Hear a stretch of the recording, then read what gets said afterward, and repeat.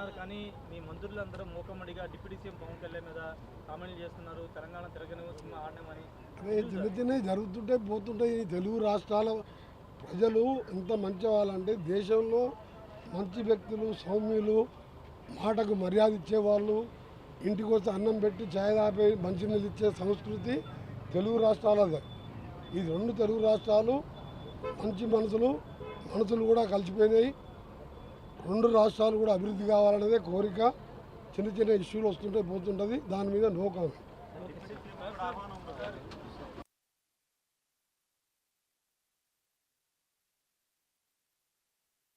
జరిగింది ఇది ప్రతిష్టాత్మక, ఏ రాష్ట్రం కూడా చేయని విధంగా ఏర్పాటు చేస్తున్నాం. మీరు కూడా అక్కడికి లైవ్ వచ్చిన మీ టెస్ట్ ఇక్కడ న్యూస్ ఇవ్వకుండా నా న్యూస్ కూడా ఆంధ్ర ప్రజలకు చూపించాలని నా రిక్వెస్ట్. అది చెప్తే ఏముంటుంది. ఆయన నేను ఎమ్మెల్యేగా ఆయన ముఖ్యమంత్రిగా దగ్గర నుండి చూసిన, గంటన్నర టైం ఇచ్చిండు. ఆయన మినిట్ టు మినిట్ ప్రోగ్రామ్ ఉంటుంది. ఆయన టైం మెయింటైన్ చేసే మనిషి. నాకు నేను అప్పుడు అసెంబ్లీలో మళ్ళా ఆయన ఆపోజిషన్ లీడర్ ఉన్నప్పుడు ఐటీ మినిస్టర్గా ఉన్నా, రూలింగ్ పార్టీ ఎమ్మెల్యేగా ఉన్నా, నువ్వు ఏ విధంగా పనిచేస్తావు, ఆయన కూడా నువ్వు కూడా మంచి హార్డ్ వర్కర్ కాబట్టి 6 సార్లు గెలిచినావు అని చెప్పి అభినందించాడు. అది చాలా సంతోషం. ఆయన ఆశీర్వదించినందుకు థ్యాంక్ యూ వెరీ మచ్.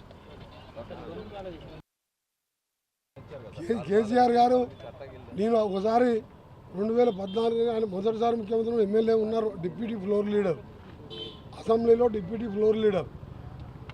మళ్ళీ 6వసారి పార్లమెంట్ సభ్యునిగా 1000 సార్లు అపాయింట్మెంట్ అడితే అపాయింట్మెంట్ ఇయ్యనోడు ఇక సమ్మిట్కి వస్తాడు.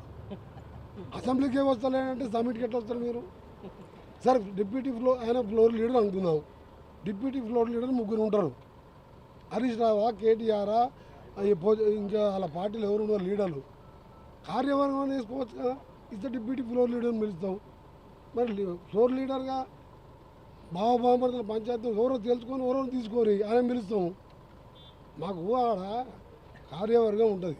సిఎల్పి సెక్రటరీ, సిఎల్పి డిప్యూటీ లీడర్లు 3, ఎగ్జిక్యూటివ్ మెంబర్లు, కోశాధికారి, సిఎల్పి లీడర్. ఆ కార్యవర్గం కూడా 2 నెలలే వేసుకోలే వాళ్ళు ఆశ చూసుకుంటే పార్టీ ఉండదు, ఇక మనకు భవిష్యత్తు లేదు, మన దుకాణం బంద్ అయిందని పార్లమెంట్తో ఆశపడే ఉన్నప్పుడు 4 ఓట్లు అటు వేస్తేనే బీజేపీకి 8 సీట్లు వచ్చినాయి. ఇక అందుకని బీఆర్ఎస్ గురించి నన్ను కాదు తెలంగాణ మినిస్టర్ ఎవరు వచ్చినా అడగొద్దు. మీరు ఇంత డీటెయిల్గా చెప్పిన ఈ పద్ధతి ఏం లేదు. కాంగ్రెస్ ఇప్పుడు నువ్వు నా గొంతు ఎందుకు పోయింది? ఏ ఊర్లో 5 ఊరు వేస్తున్నావు, 5 ఊరు కాంగ్రెసే. రాను వేసుకోవాలంటే ఇంటలేరు. నేను గెలిచి వస్తా, నేను గెలిచి. టీఆర్ఎస్ అంటే ఎక్కడ టీఆర్ఎస్ దాని బీఆర్ఎస్కి బీజేపీ క్యాండిడేట్ లేరు అంటారు. నేనే కాంగ్రెస్లో మాకే పోటీ.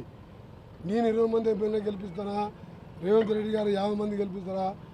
నేను మళ్ళా ముఖ్యమంత్రి మళ్ళీ 15 ఏళ్ళు 20 ఏళ్ళు ఉండేది ఖాయం. ఎందుకంటే తెలంగాణ ఇచ్చిన పార్టీగా మేము ఇవాళ చేసే బస్సు, ఉచిత బస్సు కానీ 200 యూనిట్లు వాడుకుంటే 1000 రూపాయలు కరెంటు బిల్లు వచ్చేది.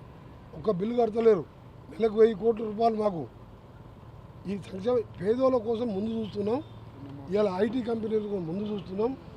ఐటీ కంపెనీ, ఇండస్ట్రీస్, పిల్లల ఉద్యోగాలు, ప్రైవేట్ ఉద్యోగాలు, ఇన్ని చేసిన పార్టీని, తెలంగాణ ఇచ్చిన పార్టీని ఓడగొడతారా?